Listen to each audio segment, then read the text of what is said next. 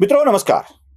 भारतीय स्वातंत्र्य लढ्यामध्ये सहभागी झालेल्या लोकांना स्वातंत्र्य सैनिक अशी उपाधी बहाल केली गेली आणि त्यांना अनेक सुविधा दिल्या गेल्या.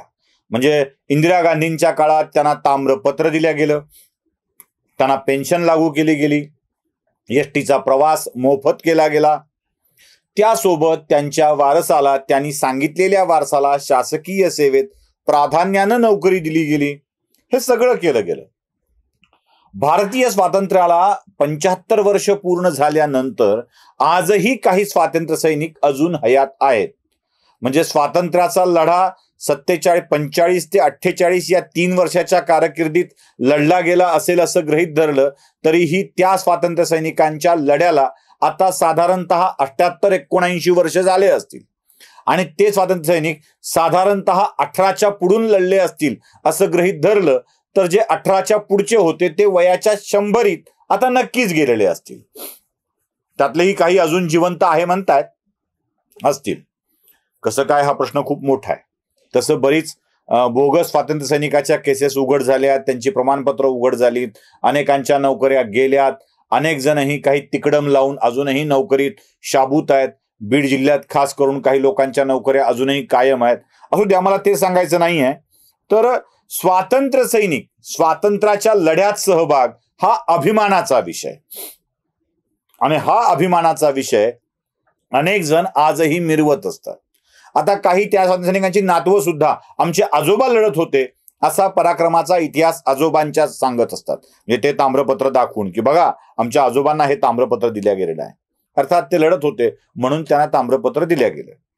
पण काही बोगस स्वातंत्र्य सैनिकांची लेकरं आजही आम्हीच त्यात होतो असं सांगत राहतात. आणि या बोगस स्वातंत्र्य सैनिकाच्या लेकरापैकी एक लेकरू म्हणजे काँग्रेसचे अध्यक्ष, आताचे अध्यक्ष मल्लिकार्जुन खरगे.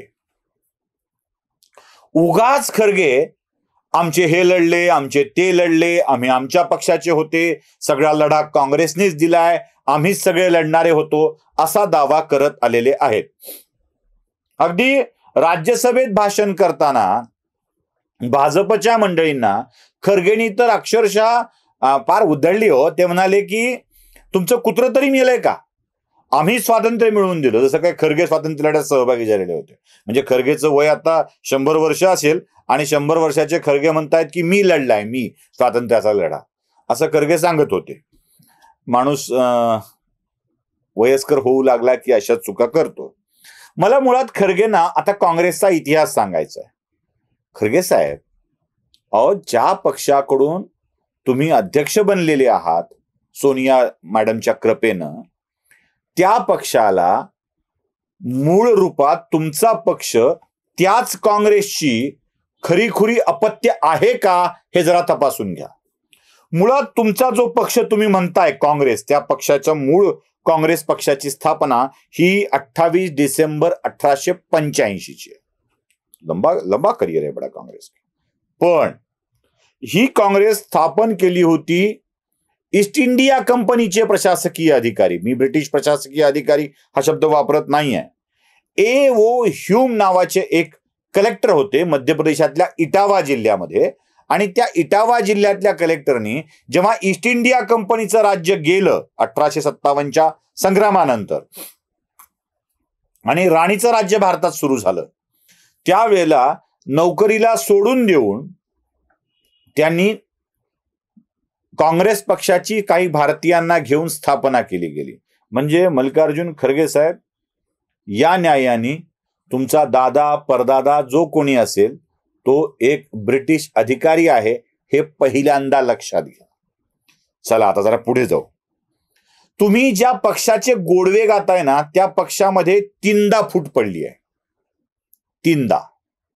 त्याच्या आधी त्या पक्षात अजून कोण कोण होतं हेही मला तुम्हाला सांगायचं आहे. याच काँग्रेस पक्षामध्ये लोकमान्य टिळक होते.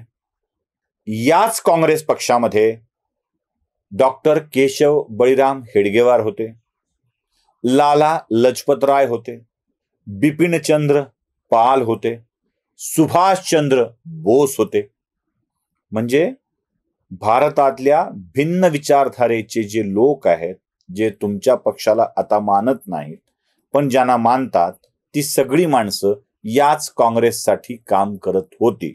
आणि मला तुम्हाला सांगायचं आहे, याच काँग्रेस पक्षानं, तुम्ही ज्याचं कौतुक करता, त्याच काँग्रेस पक्षानं सुभाषचंद्र बोस, लोकमान्य टिळक यांना काँग्रेस पक्षाचा अध्यक्ष होण्यासाठी तीव्र विरोध केलेला आहे. तीव्र विरोध केलेला आहे. म्हणजे तुम्ही तुमच्या पक्षाचा अध्यक्ष व्हायचं म्हटलं की त्याची वाट लावली आहे. साधारणतः 1907 सुरत विभाजन झालं, त्यावेळी लोकमान्य टिळक काँग्रेसचे अध्यक्ष होणार होते. टिळकांना अध्यक्ष तर होऊ दिलंच नाही, रासबिहारी बोस यांना केलं. आणि त्यानंतर टिळकांची रवानगी ब्रिटिशांनी मंडालेच्या तुरुंगात राजद्रोहाचा खटला भरून केली. जे काँग्रेसच्या भूमिकेशी विसंगत भूमिका घेतात त्यांना जेलमध्ये पाठविण्याचं काम त्या काळातल्या काँग्रेसनं केलं. आणि काहीतरी बिचारे असे गायब झालेत की अजूनही त्यांचा शोध लागत नाही. अजूनही तो रहस्य म्हणजे रहस्यच आहे. बघा तुमच्या पक्षाची स्वातंत्र्य लढ्यातला सहभाग काय होता. चला जरा पुढे जाऊया. आता मी तुम्हाला तुमच्या मूळ विषयावर आणतोय. खरगे साहेब, तुम्ही जो पक्ष आमचा जुना आहे म्हणता, तो उरलाय कुठे? तो उरला कुठे? तुमच्या नेत्या इंदिरा गांधी, तुमच्या मातोश्री इंदिरा गांधी यांना 1969 साली पक्षाचे राष्ट्रपती पदाचे नियमित उमेदवार नीलम संजीव रेड्डी यांच्याऐवजी वराहगिरी व्यंकटगिरी अर्थात व्ही गिरी यांना पाठिंबा दिला. म्हणून अनुशासनहीनतेच्या कारवाईसाठी 1969 सालीच इंदिरा गांधींना पक्षातून हाकलून लावलं होतं. मग इंदिरा गांधींनी नवा पक्ष निर्माण केलाय. मग आणि या पक्षाला अधिकृतरित्या 1979 साली मान्यता मिळालेली आहे. आता 69 ते 79 या 10 वर्षाच्या कालखंडामध्ये जो काही पक्ष सत्तेवरती आले होते त्या काँग्रेसच्याच मूळ पक्षातून जनता पार्टी बनली आणि वेगवेगळे पक्ष या काँग्रेसमधून बनत गेले.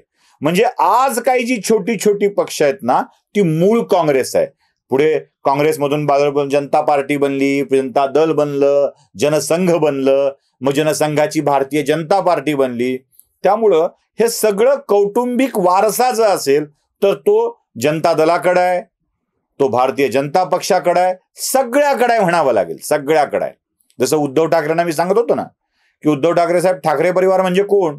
तो प्रबोधनकारांचे चिरंजीव बाळासाहेब, आणि बाळासाहेबांचे चिरंजीव एकटे उद्धव ठाकरे नाही आहेत. उद्धव ठाकरे आहेत, बिंदू माधव ठाकरे होते, जयदेव ठाकरे आहेत. या सगळ्यांच्या पुढे म्हणजे त्याच्या आधी प्रबोधनकारांच्या वारशामध्ये एकटे बाळासाहेब नव्हते, श्रीकांत ठाकरे पण होते. श्रीकांत ठाकरेंचे चिरंजीव राज ठाकरे पण आहेत. ठाकरे परिवाराचा वारसा तुम्ही सोयीनी कुठे बघता? उद्धव, बाळासाहेब, उद्धव, आदित्य. मी ठाकरे परिवाराचा वारसा कसा बघतो?